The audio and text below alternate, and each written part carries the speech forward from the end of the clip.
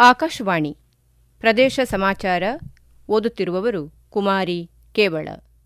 ಮುಖ್ಯಾಂಶಗಳು. ರಾಜ್ಯದ ಅನಿಲ ಅಭಾವ ಪರಿಸ್ಥಿತಿ ನಿಭಾಯಿಸಲು ಸರ್ಕಾರದಿಂದ ಗಂಭೀರ ಕ್ರಮ, ಮುಖ್ಯಮಂತ್ರಿ ಸಿದ್ದರಾಮಯ್ಯ. ಕಾಂಗ್ರೆಸ್ ಶಾಸಕರನ್ನು ಓಲೈಸುವ ನಿಟ್ಟಿನಲ್ಲಿ ಆಪರೇಷನ್ ಕಮಲ ಮೂಲಕ ಯತ್ನ, ಉಪಮುಖ್ಯಮಂತ್ರಿ ಡಿಕೆ ಶಿವಕುಮಾರ್ ಆರೋಪ. ವಿಶ್ವ ಗ್ರಾಹಕರ ಹಕ್ಕುಗಳ ದಿನಾಚರಣೆ, ಜವಾಬ್ದಾರಿಯುತ ಗ್ರಾಹಕರಾಗಿ ಬಲಿಷ್ಠ ಭಾರತ ನಿರ್ಮಾಣಕ್ಕೆ ಕೈಜೋಡಿಸುವಂತೆ ಕೇಂದ್ರ ಸಚಿವ ಪ್ರಹ್ಲಾದ್ ಜೋಶಿ ಕರೆ. ಇಂದು ಮೇಜರ್ ಸಂದೀಪ್ ಉನ್ನಿಕೃಷ್ಣನ್ ಜನ್ಮದಿನ, ಗಣ್ಯರಿಂದ ಗೌರವ ನಮನ. ಇಂದಿರಾ ಲಂಕೇಶ್ ಪ್ರಕಾಶನ ಕೊಂಡಜ್ಜಿ ಬಸಪ್ಪ ಸಭಾಭವನದಲ್ಲಿ ಆಯೋಜಿಸಿದ್ದ ಕಾರ್ಯಕ್ರಮದಲ್ಲಿ ಮುಖ್ಯಮಂತ್ರಿ ಸಿದ್ದರಾಮಯ್ಯ ಅವರು ಪಿ. ಲಂಕೇಶ್ ಅವರ ಟೀಕೆ ಟಿಪ್ಪಣಿ 3 ಭಾಗಗಳ ಪುಸ್ತಕ ಹಾಗೂ ಲಂಕೇಶರ ಕಥೆಗಳ ಆಡಿಯೋ ಬುಕ್ ಬಿಡುಗಡೆ ಮಾಡಿದರು. ನಟ ಪ್ರಕಾಶ್ ರೈ, ಸಾಹಿತಿ ನಟರಾಜ್ ಹುಳಿಯಾರ್, ಲೇಖಕಿ ವಿಮರ್ಶಕಿ ಎಂಎಸ್ ಆಶಾದೇವಿ, ಇಂದಿರಾ ಲಂಕೇಶ್, ಕವಿತಾ ಲಂಕೇಶ್, ಟಿಎನ್ ಸೀತಾರಾಮ್ ಸೇರಿ ಹಲವು ಗಣ್ಯರು ಉಪಸ್ಥಿತರಿದ್ದರು. ಬಳಿಕ ಸುದ್ದಿಗಾರರೊಂದಿಗೆ ಮಾತನಾಡಿದ ಅವರು, ರಾಜ್ಯದಲ್ಲಿ ಎದುರಾಗಿರುವ ಅನಿಲ ಅಭಾವದ ಪರಿಸ್ಥಿತಿಯನ್ನು ಎದುರಿಸಲು ಸರ್ಕಾರ ಗಂಭೀರ ಕ್ರಮ ಕೈಗೊಳ್ಳುತ್ತಿದೆ. ಈ ಕುರಿತು ವಿಧಾನಮಂಡಲದಲ್ಲಿ ಈಗಾಗಲೇ ಉತ್ತರಿಸಲಾಗಿದ್ದು, ಕೊರತೆಯನ್ನು ನೀಗಿಸಲು ವಿದೇಶಗಳಿಂದ ಪೂರೈಕೆ ಮಾಡಿಕೊಳ್ಳುವ ನಿಟ್ಟಿನಲ್ಲಿ ಕೇಂದ್ರ ಸರ್ಕಾರಕ್ಕೆ ಪತ್ರ ಬರೆಯಲಾಗಿದೆ ಎಂದರು. ವಿಶೇಷವಾಗಿ ಹೋಟೆಲ್ ಉದ್ಯಮದ ಮೇಲೆ ಅವಲಂಬಿತರಾಗಿರುವವರ ಜೀವನೋಪಾಯಕ್ಕೆ ತೊಂದರೆಯಾಗದಂತೆ ನೋಡಿಕೊಳ್ಳುವುದು ಸರ್ಕಾರದ ಆದ್ಯತೆಯಾಗಿದೆ. ಕೇಂದ್ರ ನೈಸರ್ಗಿಕ ಅನಿಲ ಸಚಿವರು ಸಮಸ್ಯೆ ಸರಿಪಡಿಸುವ ಭರವಸೆ ನೀಡಿರುವುದಾಗಿ ಮುಖ್ಯಮಂತ್ರಿ ತಿಳಿಸಿದ್ದಾರೆ. ಕಾಂಗ್ರೆಸ್ ಶಾಸಕರನ್ನು ಓಲೈಸುವ ನಿಟ್ಟಿನಲ್ಲಿ ಆಪರೇಷನ್ ಕಮಲ ಮೂಲಕ ಶಾಸಕರಿಗೆ ದೊಡ್ಡ ಮಟ್ಟದ ಆಮಿಷ ಒಡ್ಡಲಾಗುತ್ತಿದೆ ಎಂದು ಉಪಮುಖ್ಯಮಂತ್ರಿ ಡಿಕೆ ಶಿವಕುಮಾರ್ ಬಿಜೆಪಿ ವಿರುದ್ಧ ಗಂಭೀರ ಆರೋಪ ಮಾಡಿದ್ದಾರೆ. ಬೆಂಗಳೂರಿನ ಕೆಪಿಸಿಸಿ ಕಚೇರಿಯ ಬಳಿ ಇಂದು ಮಾಧ್ಯಮಗಳೊಂದಿಗೆ ಮಾತನಾಡಿದ ಅವರು, ತಮ್ಮ ಪಕ್ಷದ ಶಾಸಕರೊಬ್ಬರನ್ನು ಒಡಿಶಾದಿಂದ ಬಂದ ತಂಡವೊಂದು ಸಂಪರ್ಕಿಸಿ ಓಲೈಕೆ ಯತ್ನ ಮಾಡಿದೆ. ಆಮಿಷಕ್ಕೆ ಒಳಗಾಗದ ಶಾಸಕರು ತಕ್ಷಣವೇ ಈ ವಿಷಯವನ್ನು ಪಕ್ಷದ ಮುಖಂಡರಿಗೆ ತಿಳಿಸಿರುವುದಾಗಿ ಮಾಹಿತಿ ನೀಡಿದ್ದಾರೆ.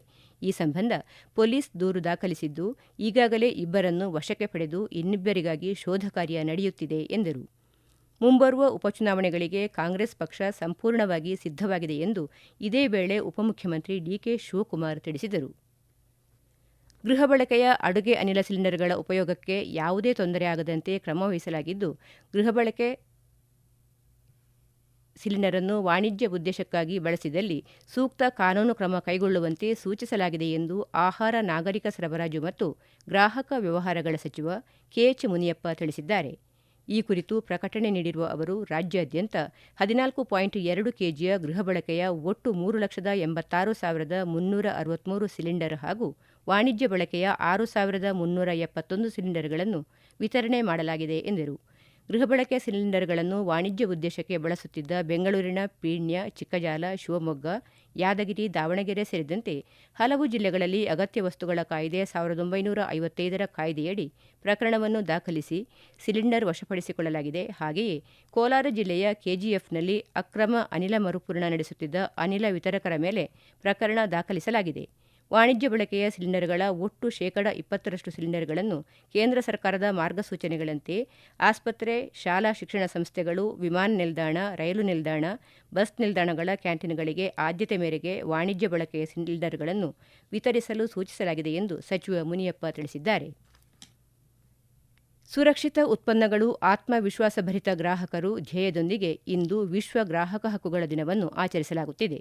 ಗ್ರಾಹಕರ ಹಕ್ಕುಗಳು ಮತ್ತು ಅಗತ್ಯತೆಗಳ ಕುರಿತು ಜಾಗತಿಕವಾಗಿ ಜಾಗೃತಿ ಮೂಡಿಸುವ ದಿನ ಇದಾಗಿದೆ. ಗ್ರಾಹಕರ ಹಕ್ಕುಗಳನ್ನು ಗೌರವಿಸಬೇಕು ಮತ್ತು ರಕ್ಷಿಸಬೇಕು. ಗ್ರಾಹಕರ ಹಕ್ಕುಗಳನ್ನು ದುರ್ಬಲಗೊಳಿಸುವ ಮಾರುಕಟ್ಟೆಯ ದುರುಪಯೋಗ ಮತ್ತು ಸಾಮಾಜಿಕ ಅನ್ಯಾಯಗಳ ವಿರುದ್ಧ ಪ್ರತಿಭಟಿಸಲು ವಿಶ್ವಸಂಸ್ಥೆ ಮೀಸಲಿರಿಸಿದ ದಿನವಾಗಿದೆ.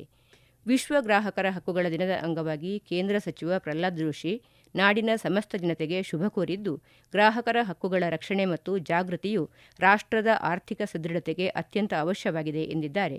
ಸಾಮಾಜಿಕ ಜಾಲತಾಣದಲ್ಲಿ ಅವರು ಗ್ರಾಹಕರಿಗೆ ಅವರ ಹಕ್ಕುಗಳು ಮತ್ತು ಜವಾಬ್ದಾರಿಗಳ ಬಗ್ಗೆ ಎಲ್ಲರಲ್ಲಿ ಜಾಗೃತಿ ಮೂಡಿಸುವ ಜೊತೆಗೆ ಬಲಿಷ್ಠ ಭಾರತ ನಿರ್ಮಾಣಕ್ಕೆ ಕೈಜೋಡಿಸುವಂತೆ ಕರೆ ನೀಡಿದ್ದಾರೆ. ಪ್ರದೇಶ ಸಮಾಚಾರ ಕೇಳುತ್ತಿದ್ದೀರಿ.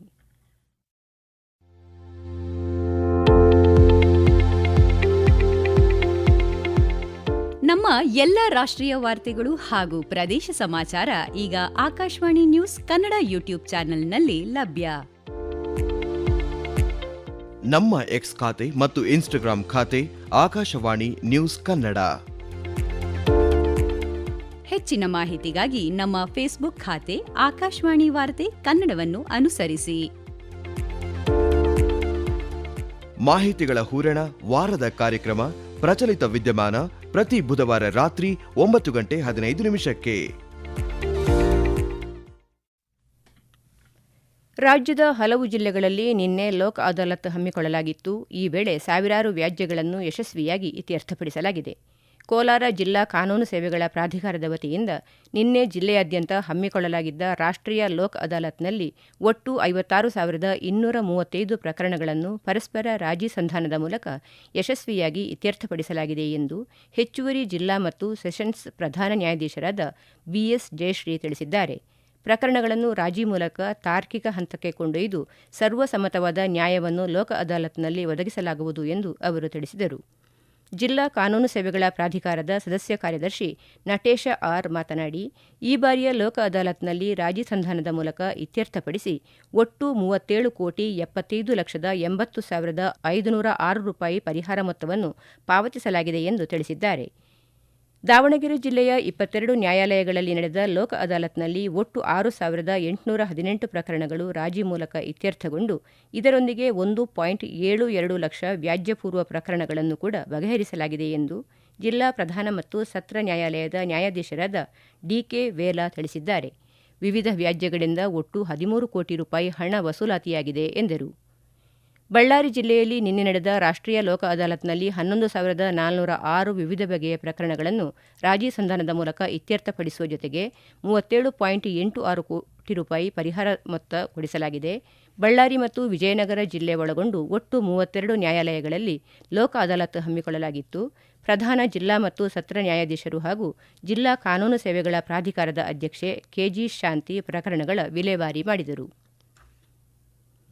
ಇಂದು ವೀರಯೋಧ ಮೇಜರ್ ಸಂದೀಪ್ ಉನ್ನಿಕೃಷ್ಣನ್ ಅವರ ಜನ್ಮದಿನ. ಈ ಹಿನ್ನೆಲೆಯಲ್ಲಿ ಕೇಂದ್ರ ಗ್ರಾಹಕ ವ್ಯವಹಾರಗಳ ಖಾತೆ ಸಚಿವ ಪ್ರಹ್ಲಾದ್ ಜೋಶಿ, ಉಪಮುಖ್ಯಮಂತ್ರಿ ಡಿಕೆ ಶಿವಕುಮಾರ್ ಸೇರಿದಂತೆ ಹಲವು ಗಣ್ಯರು ಮೇಜರ್ ಸಂದೀಪ್ ಉನ್ನಿಕೃಷ್ಣನ್ ಅವರಿಗೆ ಗೌರವ ನಮನ ಸಲ್ಲಿಸಿದ್ದಾರೆ. ತಮ್ಮ ಸಂದೇಶದಲ್ಲಿ ಉಪಮುಖ್ಯಮಂತ್ರಿ ಡಿಕೆ ಶಿವಕುಮಾರ್, ಮುಂಬೈ ಭಯೋತ್ಪಾದನಾ ದಾಳಿಯ ಸಂದರ್ಭದಲ್ಲಿ ಎನ್ಎಸ್ಜಿ ಕಮಾಂಡೋ ಆಗಿ ಮುಂಚೂಣಿಯಲ್ಲಿ ನಿಂತು ಹೋರಾಡಿದ ಅವರು ನೂರಾರು ಅಮಾಯಕರ ಪ್ರಾಣ ರಕ್ಷಿಸಿದ್ದರು ಎಂದು ಸ್ಮರಿಸಿದ್ದಾರೆ. ಮುಂಬೈ ಉಗ್ರರ ದಾಳಿ ಸಂದರ್ಭ ಎದೆಗುಂದದೆ ಹೋರಾಡಿ ಹುತಾತ್ಮರಾದ ಅಶೋಕ ಚಕ್ರ ಪುರಸ್ಕೃತ ಮೇಜರ್ ಉನ್ನಿಕೃಷ್ಣನ್ ಅವರ ಧೈರ್ಯ, ಶೌರ್ಯ, ಸಾಹಸ ಹಾಗೂ ತ್ಯಾಗವು ಸದಾ ಸ್ಮರಣೀಯ ಎಂದು ಕೇಂದ್ರ ಗ್ರಾಹಕ ವ್ಯವಹಾರಗಳ ಖಾತೆ ಸಚಿವ ಪ್ರಹ್ಲಾದ್ ಜೋಶಿ ಸಾಮಾಜಿಕ ಜಾಲತಾಣದ ಮೂಲಕ ಸ್ಮರಿಸಿದ್ದಾರೆ. ಚಿಕ್ಕಮಗಳೂರು ಜಿಲ್ಲೆಯ ಭದ್ರಾ ಅಭಯಾರಣ್ಯದ ಮೊತ್ತೋಡಿ ಅರಣ್ಯ ವ್ಯಾಪ್ತಿಯಲ್ಲಿ ಉಂಟಾಗಿದ್ದ ಕಾಡ್ಗಿಚ್ಚನ್ನು ಸಂಪೂರ್ಣ ಹತೋಟಿಗೆ ತರಲಾಗಿದೆ. ಈ ಅವಘಡದಲ್ಲಿ ಅಭಯಾರಣ್ಯಕ್ಕೆ ಹಾಗೂ ವನ್ಯಜೀವಿಗಳಿಗೆ ಹೆಚ್ಚಿನ ಹಾನಿಯುಂಟಾಗಿಲ್ಲ ಎಂದು ಭದ್ರಾ ವನ್ಯಜೀವಿ ವಿಭಾಗದ ಉಪವಲಯ ಅರಣ್ಯಾಧಿಕಾರಿ ಪುಲ್ಕಿತ್ ಮೀನಾ ತಿಳಿಸಿದ್ದಾರೆ. ಬೆಂಗಳೂರು ನಗರದ ಪ್ರಮುಖ ಕೆರೆಗಳಲ್ಲಿ ಒಂದಾದ ಹಲಸೂರು ಕೆರೆಯ ಸಮಗ್ರ ಅಭಿವೃದ್ಧಿ ಕಾಮಗಾರಿಗಳು ಪ್ರಸ್ತುತ ಪ್ರಗತಿಯಲ್ಲಿದ್ದು, ಕೆರೆಯ ಪರಿಸರ ಹಾಗೂ ಸಾರ್ವಜನಿಕರಿಗೆ ಉತ್ತಮ ವಿನೋದಾತ್ಮಕ ಸೌಲಭ್ಯಗಳನ್ನು ಒದಗಿಸುವ ಉದ್ದೇಶದಿಂದ ವಿವಿಧ ಅಭಿವೃದ್ಧಿ ಕಾರ್ಯಗಳನ್ನು ಕೈಗೆತ್ತಿಕೊಳ್ಳಲಾಗಿದೆ ಎಂದು ಬೆಂಗಳೂರು ಕೇಂದ್ರ ನಗರ ಪಾಲಿಕೆಯ ಆಯುಕ್ತ ರಾಜೇಂದ್ರ ಚೋಳನ್ ತಿಳಿಸಿದರು. ಕೆರೆಯಲ್ಲಿನ ನೀರಿನ ಸಂಗ್ರಹದ ಸಾಮರ್ಥ್ಯವನ್ನು ಹೆಚ್ಚಿಸುವ ಉದ್ದೇಶದಿಂದ ಕೆರೆಯಲ್ಲಿ ಕಳೆದ 25 ವರ್ಷಗಳಿಂದ ಶೇಖರಣೆಯಾಗಿರುವ ಹೂಳೆತ್ತುವ ಕಾರ್ಯ ಕೈಗೊಳ್ಳಲಾಗಿದೆ. ಇದಲ್ಲದೆ 2 ಹಂತದ ವಾಯುವಿಹಾರಿಗಳಿಗೆ ಸುಲಭ ನಡಿಗೆ ಮಾರ್ಗ ನಿರ್ಮಾಣ ಮಾಡಲಾಗುತ್ತಿದೆ ಎಂದರು. ಕೇಂದ್ರ ಅಂಕಿಅಂಶ ಮತ್ತು ಕಾರ್ಯಕ್ರಮ ಅನುಷ್ಠಾನ ಸಚಿವಾಲಯ ಬೆಂಗಳೂರಿನ ಪ್ರಾದೇಶಿಕ ಕಚೇರಿಯ ರಾಷ್ಟ್ರೀಯ ಅಂಕಿಅಂಶ ಕಚೇರಿ ಮೂಲಕ ಸಂಘಟಿತ ಸೇವಾ ವಲಯದ ಉದ್ಯಮಗಳ ವಾರ್ಷಿಕ ಸಮೀಕ್ಷೆ 2026 ಎಂಬ ರಾಷ್ಟ್ರೀಯ ಅಂಕಿಅಂಶ ಉಪಕ್ರಮವನ್ನು ಪ್ರಾರಂಭಿಸುತ್ತಿದ್ದು, ನಾಳೆ ಬೆಂಗಳೂರಿನ ಕೋರಮಂಗಲದ ಕೇಂದ್ರೀಯ ಸದನದಲ್ಲಿರುವ ಶ್ರುತಿ ಆಡಿಟೋರಿಯಂನಲ್ಲಿ ಪ್ರಾದೇಶಿಕ ತರಬೇತಿ ಶಿಬಿರ ಆಯೋಜಿಸಲಾಗಿದೆ. ಈಗ ಕೊನೆಯಲ್ಲಿ ಮತ್ತೊಮ್ಮೆ ಮುಖ್ಯಾಂಶಗಳು. ರಾಜ್ಯದ ಅನಿಲ ಅಭಾವ ಪರಿಸ್ಥಿತಿ ನಿಭಾಯಿಸಲು ಸರ್ಕಾರದಿಂದ ಗಂಭೀರ ಕ್ರಮ, ಮುಖ್ಯಮಂತ್ರಿ ಸಿದ್ದರಾಮಯ್ಯ. ಕಾಂಗ್ರೆಸ್ ಶಾಸಕರನ್ನು ಓಲೈಸುವ ನಿಟ್ಟಿನಲ್ಲಿ ಆಪರೇಷನ್ ಕಮಲ ಮೂಲಕ ಯತ್ನ, ಉಪಮುಖ್ಯಮಂತ್ರಿ ಡಿಕೆ ಶಿವಕುಮಾರ್ ಆರೋಪ. ಇಂದು ವಿಶ್ವ ಗ್ರಾಹಕರ ಹಕ್ಕುಗಳ ದಿನಾಚರಣೆ, ಜವಾಬ್ದಾರಿಯುತ ಗ್ರಾಹಕರಾಗಿ ಬಲಿಷ್ಠ ಭಾರತ ನಿರ್ಮಾಣಕ್ಕೆ ಕೈಜೋಡಿಸುವಂತೆ ಕೇಂದ್ರ ಸಚಿವ ಪ್ರಹ್ಲಾದ್ ಜೋಶಿ ಕರೆ. ಇಂದು ಮೇಜರ್ ಸಂದೀಪ್ ಉನ್ನಿಕೃಷ್ಣನ್ ಜನ್ಮದಿನ, ಗಣ್ಯರಿಂದ ಗೌರವ ನಮನ. ಇಲ್ಲಿಗೆ ಪ್ರದೇಶ ಸಮಾಚಾರ ಮುಗಿಯಿತು. ನಮ್ಮ ಮುಂದಿನ ವಾರ್ತಾ ಪ್ರಸಾರ ಸಂಜೆ 6:40.